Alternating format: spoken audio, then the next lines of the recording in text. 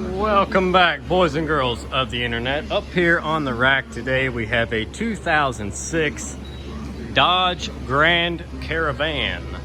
This Caravan has the big 3.3 liter V6 in it, and it came in for a belt squeak. They pull into the parking lot, and it starts puking water everywhere and boiling over. And I was like, okay, well, what about the running hot issue? And he's like, I just started that the other day. And I was like, okay, how hot have you ran it? And I look, and it's pegged in the temperature gauge. It's all at the top. Oh, you know, about the last 5 minutes or so of my ride here, it was boiling out. And I was like, oh, great. So I think the head gaskets are okay. Once again, got the big 3.3 V6 in it. And the belt squeal that he was concerned about was because the water pump, which I don't know if I could even get you in here to see it, but the water pump is right there and it's wet. It has just been leaking, pouring everywhere. So I called. We can get one of the super cheapo water pumps, which is what they're wanting to go with, for a whopping $30. And let's see, if you remember, we just did a water pump the other day on a Chevrolet Suburban. You moving your portico? No, just so I can have a fan over.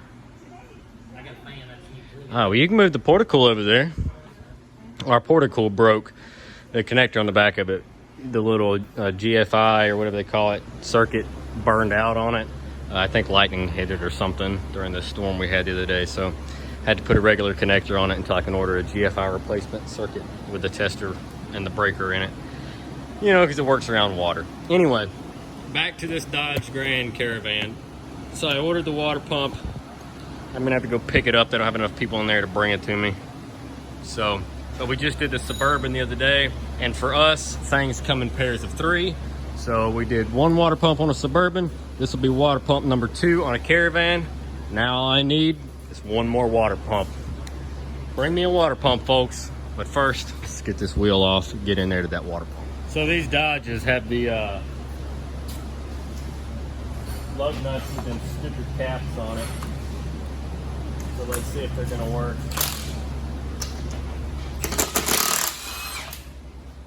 Yeah, see, then they get stuck.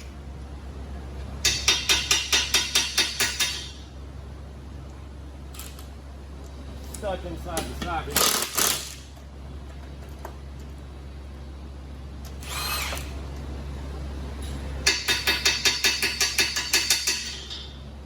Every one of them's gonna do it now. Fan-freaking-tastic.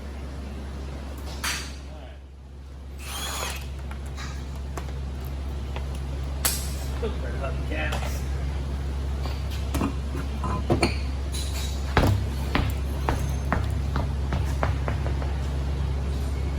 Got some good rubber on it.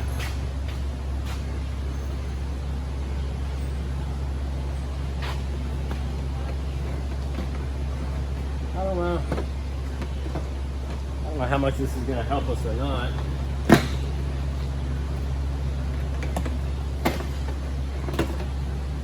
Little Christmas tree clips.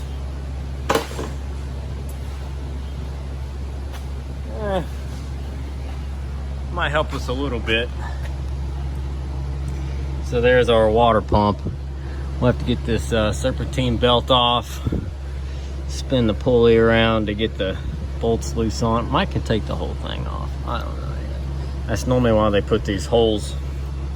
That's normally why they put these holes in the pump housing or the pulley housing, so you can spin it and get to the bracket bolts. I don't know. We'll see. We'll see. All right, I've got a couple different belt tools. I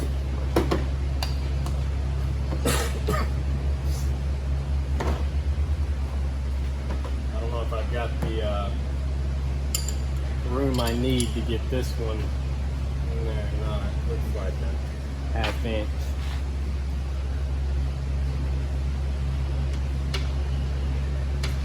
Oh yeah.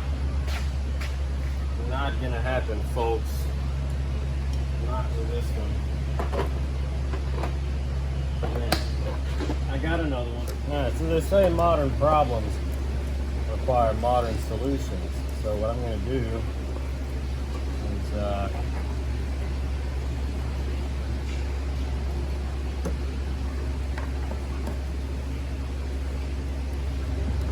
pop this air boot out, and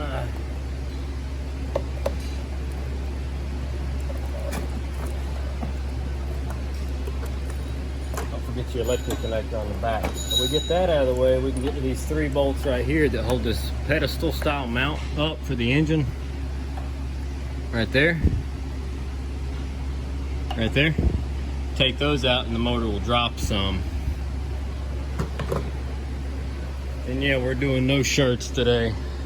It's over 100 plus in here, okay? We're a private business. I'll do what I want.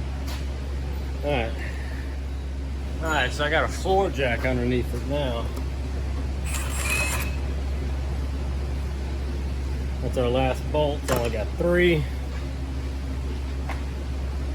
Now if I let the jack down nice and slow, look at that. Motor just lays right over, takes her a nap. Let's check it now. Okay, so bringing that down did open up more room for the pulley and almost opened up enough room to get my other tool in there. I'll see if I can't finagle something in there. Let's see. Oh yeah, look at that. Like a glove.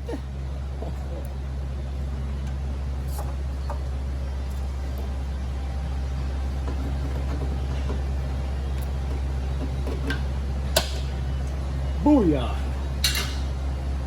Alright, so we got, there's our belt. Cut that up out of our way. And, man, it really doesn't line up with anything, does it? Alright, let's knock those off next, I guess.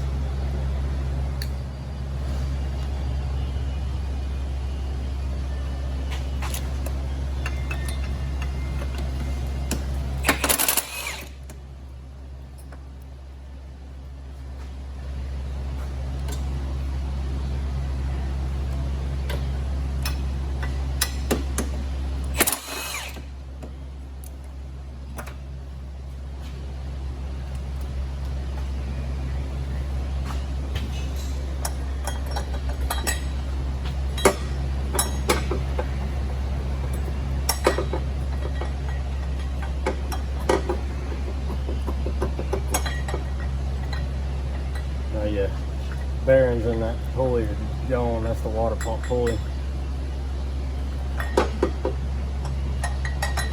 Now, slide it back behind it, turn it,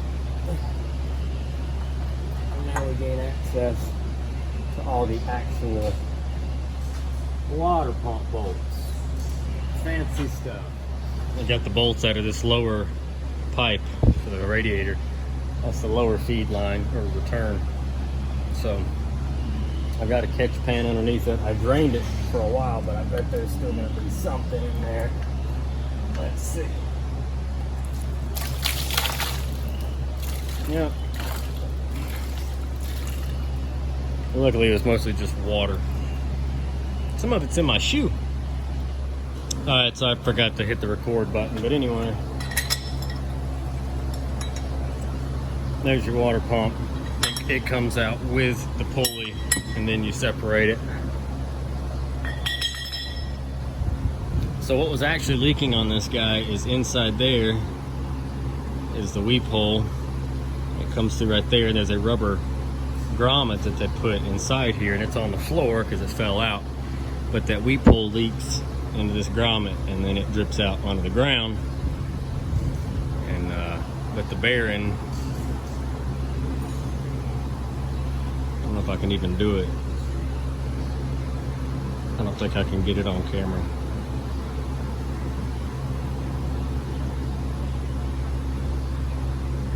Anyway, the bearing,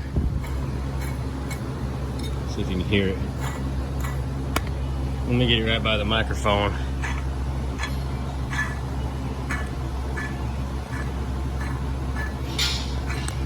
Anyway, the bearing's gone in it, so let's go get a new water pump. Ta-da! We're back from the Otter Zone.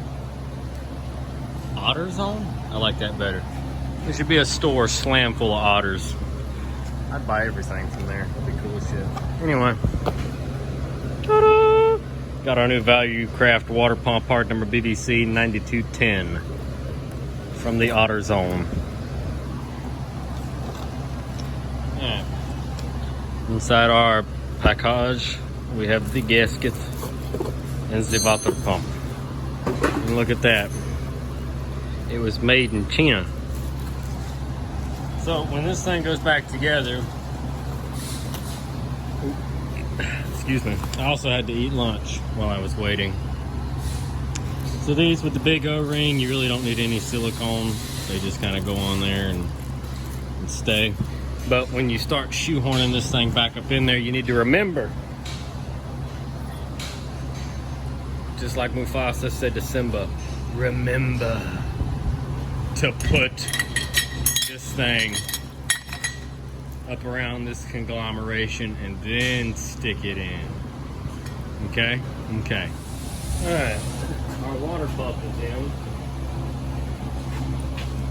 Now we're going to line up these.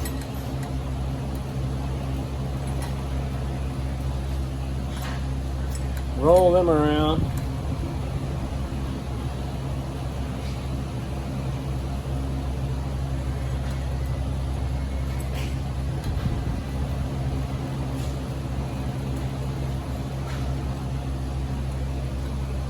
And we took them off with an impact, so they're going back on with an impact.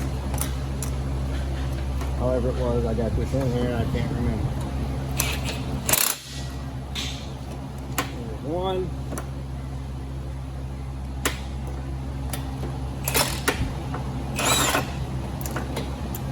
And it came off. Fantastical. Whew, that was a finger. I got the impact on a low setting. Woo. And I already did the first one, so let's get our coolant pipe and stuff put back on and start fishing this belt around. Alright, so now we just gotta wrestle the belt back in there. I like doing this thing where I don't look up a belt diagram.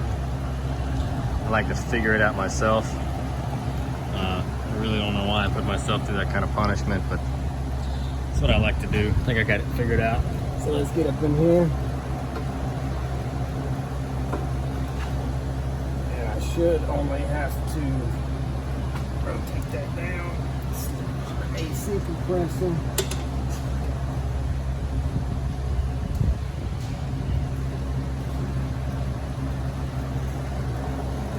Looks like we got it. Also, when you put this pipe back on, when you tighten the bolt up, make sure that pipe goes all the way up and sits flush against that little base right there.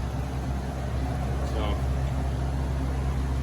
now we'll go back to the top of the vehicle real quick and put our motor mounts back on. All right, so let's get our motor jacks back up.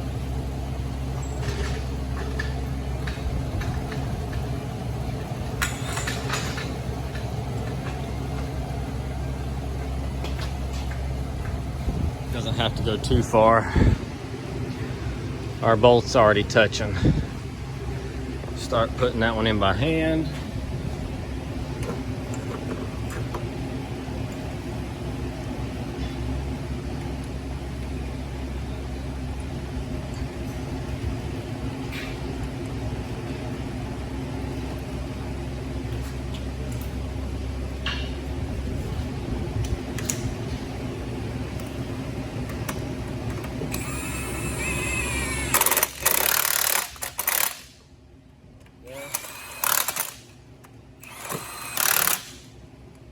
Boiler. Take our little air boot. Don't forget there's an electrical connection on the back.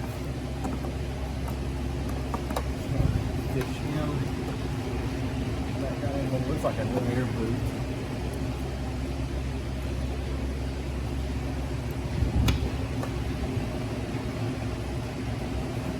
a lot of these vehicles, and a lot of other newer vehicles now, your mass airflow sensor is somewhere right here near the air box, and there's a sensor on it, or between it, and it measures the amount of air the engine is getting. These boots, especially on Hondas and stuff, are real prone to ripping and tearing, and they'll do that before the sensor. So the sensor is measuring air, but then you're sucking more air through those holes. This would be poor fuel economy, poor horsepower, doesn't run good, doesn't idle good, bunch of lean conditions, and you'll get a check engine light, things like that. Those boots you can buy on Amazon for almost every car ever made, and they're cheap. They're like 30 bucks or less for most vehicles. And but what happens is, because it's got that hole in it, it's sucking some air through the mass airflow sensor, and it's measuring that much. So it says, okay, I'm gonna get this much air, and then it determines your fuel and air ratio for how much fuel you need to mix with that air to make the engine run. But because you've got a hole past the sensor, it's sucking a little bit and then a whole lot more air that it's not measuring. And that's why you'll get those poor run conditions.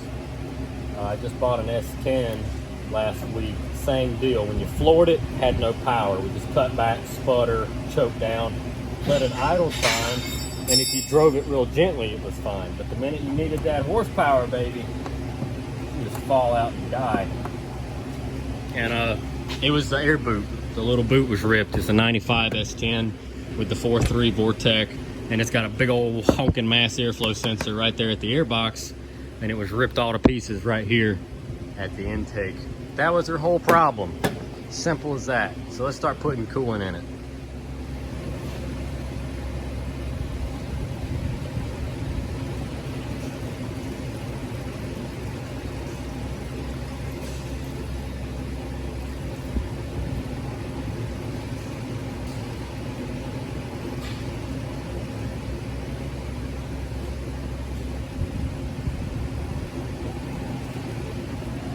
One gallon down.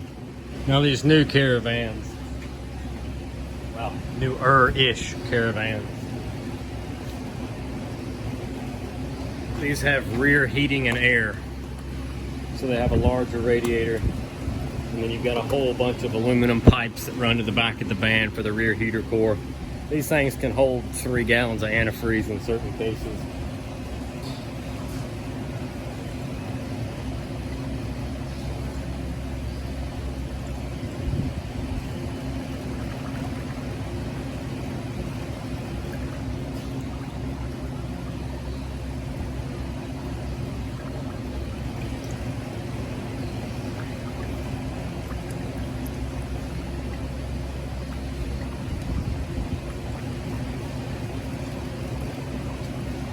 So we're at almost 2 gallons now. I'm going to start it up here in a second with the cap off, and go ahead and get ready to start bleeding it. I'm not seeing any leakage, so let's fire it up.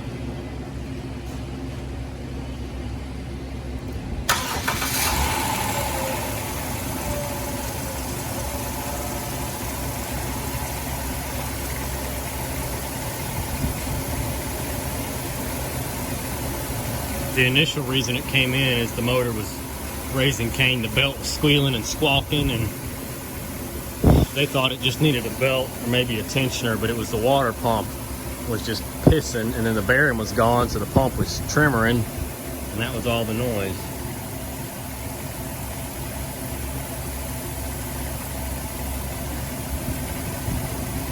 I'm gonna reach inside and turn the heat on. That was so the water or the coolant will circulate through both the front and the rear heater core and help push any air out. Bring you around here.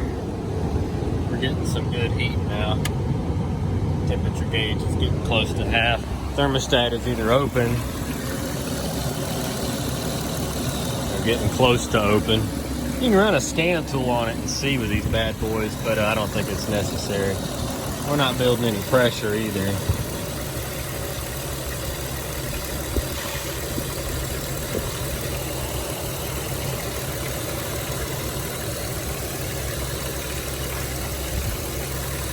but now the cap won't come off.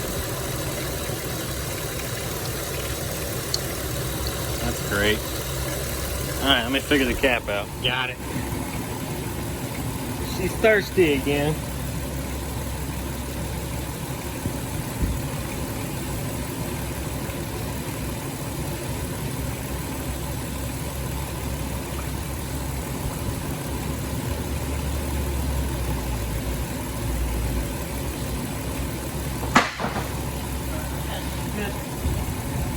And it's dry underneath, so that's a good sign.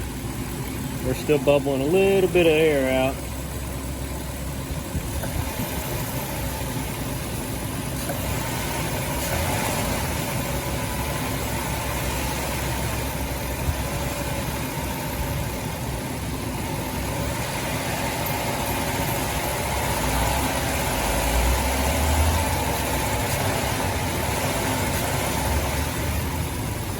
Cap's on, we'll let it keep running, pressurized, make sure the fans come on, call it a day.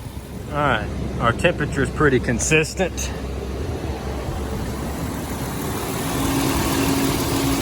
Cooling fans are on and running. We're topped off with fluids. We can put the wheels back on, and I already called the car lot. She's done. She's ready to go. I'm going to put the wheel on it. We're going to put that inner fender liner back in there, and yeah, out the door she goes.